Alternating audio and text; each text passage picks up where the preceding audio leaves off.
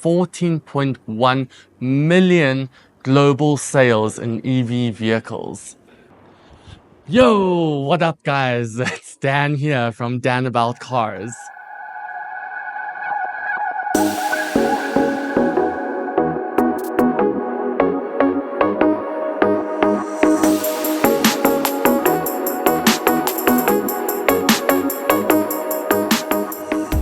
Are Chinese cars as really as good as what they say they are?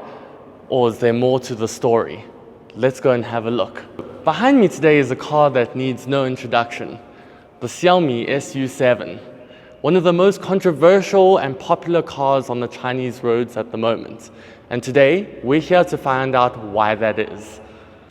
Just to understand the enormity of the Chinese market at the moment, China accounted for 14.1 million global sales in EV vehicles.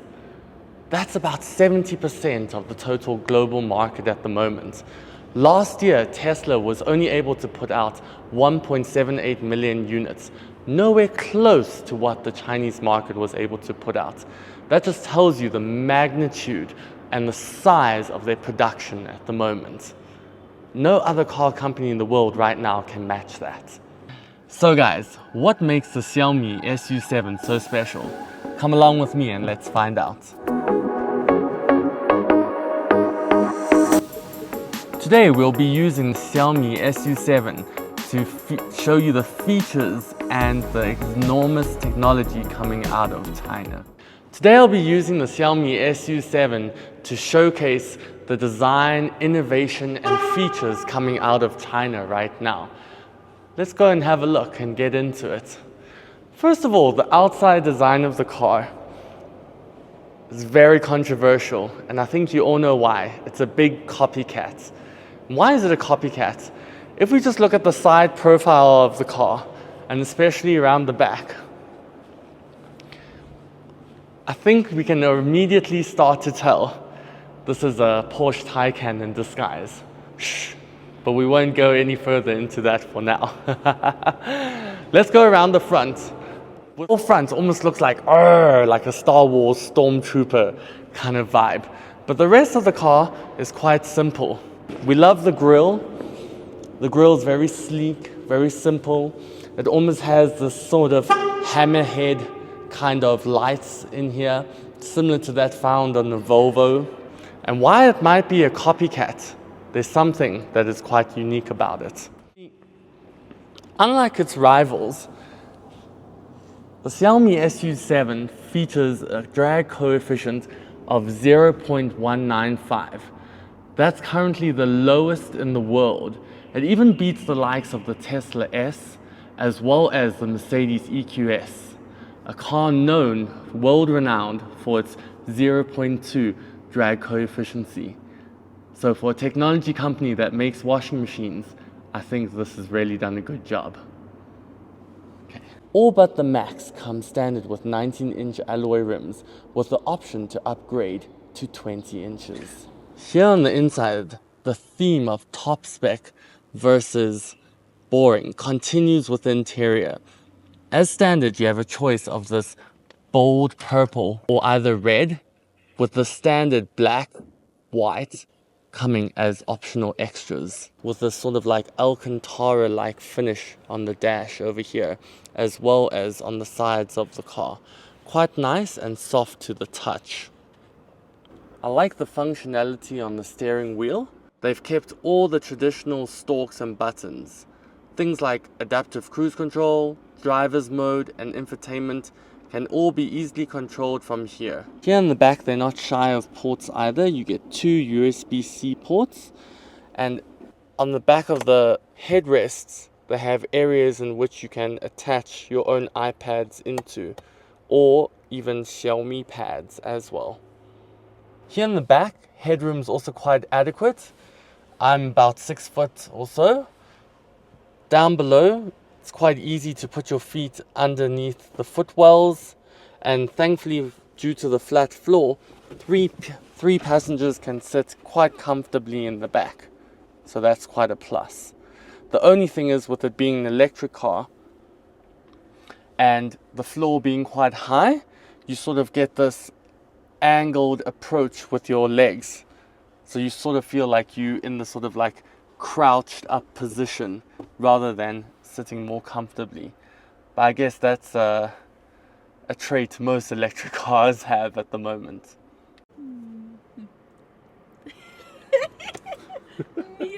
Mid. But for the price is like this. This, okay. For me, I'm quite a big guy, but it feels quite spacious. So, Okay. yeah. And headspace? Yeah. One of the main reasons this vehicle has become so popular amongst conventional enthusiasts is that they've kept a very much conventional car-like design. Up front, we have a nice digital driver's display with this enormous iPad-like screen in the center. All except the base models get a HUD display up here, 56 inches to be exact. It's just unfortunate that today's demo model doesn't have the HUD display. On the left as well, they've kept standard controls for lighting as well as indication. On the actual steering wheel itself, to the right, you still have physical buttons, which are quite nice and quite clicky. Kind of remind me a little bit of Audi's buttons that you get. Nice flicker controls as well. Circular buttons here as well. Up close here, you have two driver select buttons.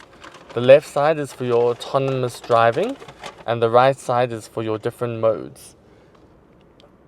Up front, they've kept a rather sporty-like steering wheel. Your design and approach is very much of a conventional vehicle, which is why it's doing so well and so popular with old vehicle enthusiasts. In the center is governed by this iPad-like screen. I've been told it's a 3K LED OLED display, so the graphics are quite good. All systems come standard with Apple CarPlay and Android Auto, both standard and wireless. Up front, you've got two wireless charging ports, both with a 50-watt max charging speed, which is quite nice. Down here, you have two center cubbies, which are great for keeping your drinks. In the center over here, you have a center cubby, adequate space and storage. Behind, two vents as well as two charging ports. Also only have two charging ports. What's nice is though is each charging port is up to 67 watts max charging speed. As an optional extra in the back, it comes you can get a fridge fitted, okay? As well as the car comes standard with a 10-speaker audio system. Don't quite like the audio system though. It sounds a little bit like a system you would get from a Toyota 10 years ago. A little bit tinny and not quite on the upper luxury market side, I would say. There is an option though to upgrade to a 25-speaker Dolby Atmos system. If you have the extra money, I would definitely recommend you go for that. But more on the infotainment system later. When you go into your different driving modes, you have personalized 1 and personalized 2, and here you can actually go in and set up how you'd like the car to perform. So if I go into my setup now, you can even adjust the weight of the steering wheel. Light gives you kind of a feeling like you're driving a Japanese car, and heavy gives you that good old BMW feeling. Further down, you have options to adjust your traction control. Unfortunately, it seems you can't turn the traction off completely. You can only let it interfere somewhat. One of the reasons this car has become so popular in China is because of its price point. But not only its price point, but the basic specifications and equipment that come at that price. Here, the base model starts at 215,000 RMB and goes up to the max, and the max is only 300,000 RMB. And for that, you're getting a lot of equipment. You guys can pause the video now and I'll pop the information up on the screen for you to have a look at. Now let's give you guys a bit of a POV on the quality of the car. So up front here, we have a bit of soft touch, but actually it's quite hard underneath. It's a bit of plastic just kind of covered in, I wouldn't even call it fake leather sort of a thing. Down the side here, you have sort of what looks and feels like Alcantara, but it's more like this plastic sort of sponge. As we move further down, everything feels fairly solid. The buttons have a nice click to them. Everything feels really well and solid put together. Okay, moving here on the inside. The stalks feel nicely damped and don't feel too flimsy, which is always a nice element. As mentioned before, all the buttons are quite clicky and feel quite firm.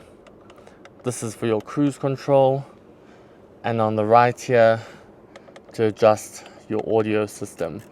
All feel very well built and put together. Down the center you have this sort of metallic here. You can adjust your fan speed here and temperature directly from the center. As is just the base model, if you go for the max model, the air suspension then also gets an additional button over here to control the body and ride height. Otherwise, everything feels quite well put together. The buttons feel quite good. Everything feels quite solid. Up on the top, the roof lining is this sort of like meshed together material. All but the base model all get Alcantara on the top except the base model. Over here, touch sensitive lights. Okay, that all feels very well put together. Nothing feels like it's gonna fall or come apart. Nice big vanity mirrors as well. Sort of like a copycat here of Tesla. You pull it back, it's this magnetized thing, although the mirrors are a lot better and well illuminated as well. On the Pro models and Max models, you have the option to actually adjust the different type of lighting you want on the side. Do you want warm or cool lighting? And also the intensity of the light as well. Now let's go check out the space in the back of the car. The Xiaomi SU7 has one of the biggest in-class boot spaces. Round the back, we have a total of 517 liters with an additional 105 liters up in the front. That gives you a total of 622 liters of space. That is insane. By comparison, the Porsche Taycan only has 447 liters and the Tesla Model 3 is only in the range of about 530 in total. So what you're dealing with here is quite a lot. Unfortunately, due to the shape and the size of the car, getting things in and out of it is not as easy. For example, the load lip in the back is not as seamless and smooth as in a Tesla Model 3. You have a bit of a load lip to get things in and out of, so sometimes can make it difficult for getting heavy suitcases in and out the vehicle.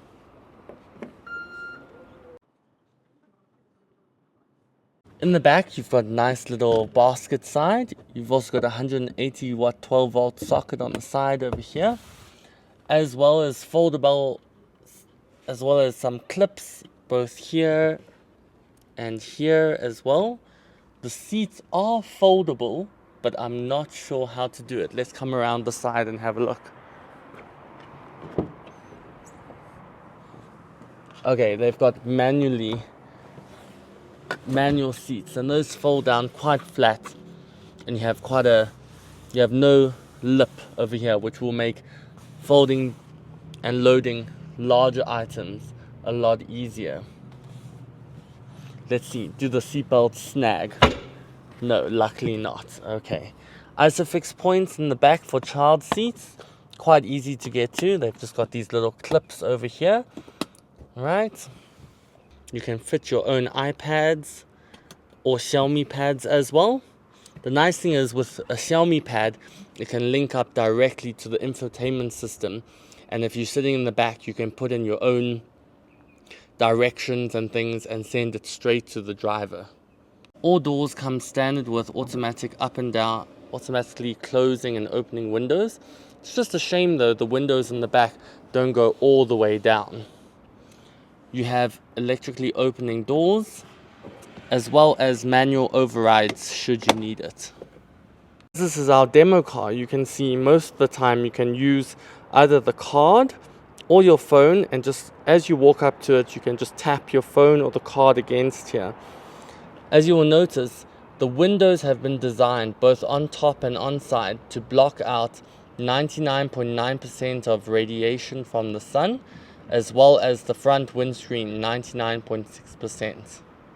In the front you have your normal park distance control sensors, and as we move down the side we've got some vents here, and thankfully they're not fake, they are real to improve aerodynamics down the side of the vehicle. Okay, more cameras as we move down the side, cameras for the side, and as we move down the back as well, you'll see we've got more park distance control sensors, which we'll demonstrate shortly. And now the obligatory test. Will the tailgate crush my hand or not? Let's try.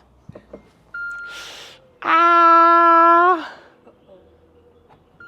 Oh! Lucky. This brings me on to 5 annoying things about the Xiaomi SU7. The first one being is, if you park too close to another object, or if you're in the parking lot, sometimes when you push the button to close the gate, it doesn't end up closing. Due to its very dynamic and slim design, the view out the back can be rather intrusive, creating a lot of blind spots, especially around the rear pillars of the vehicle, and your view out the back is quite limited. Okay. The infotainment system, whilst fluid at times, has been reported to be quite laggy.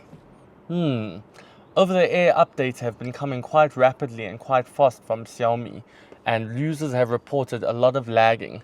Luckily though, there is a way to get around this. Hold in these 2 buttons at the same time and wait for a couple of seconds, and it will automatically reset the system for you.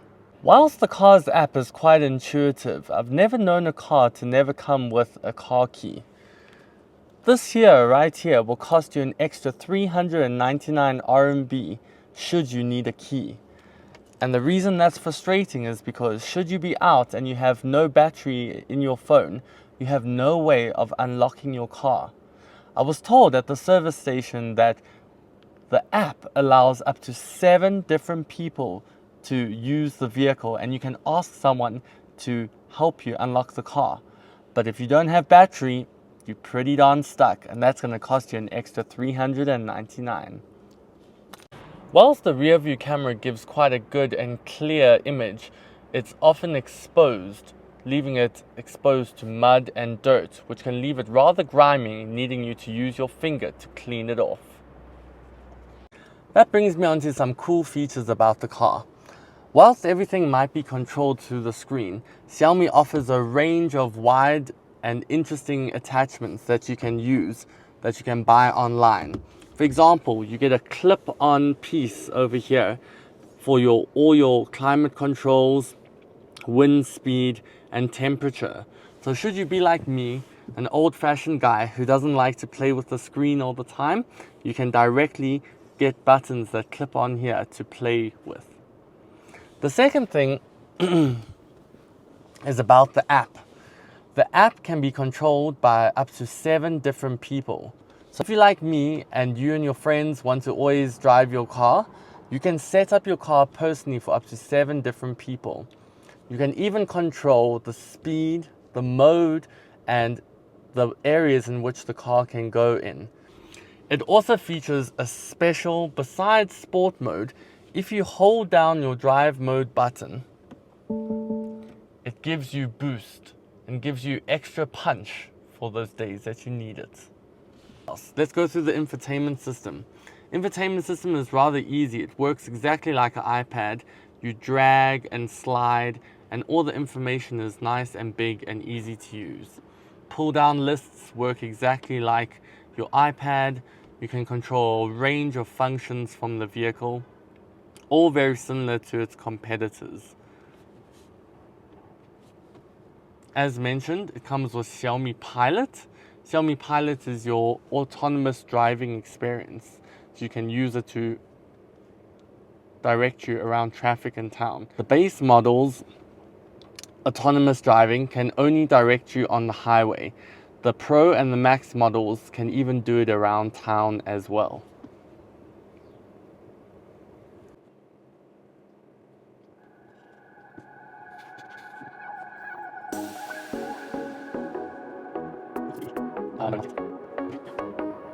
So what's my verdict of the Xiaomi SU7? Should you buy it? Should you shortlist it? Or should you just forget about it? Well, I think if you're in the market for a brand new car at the moment, given its price point and all that it offers, I definitely think you should go out and buy it. It really is a brilliant car.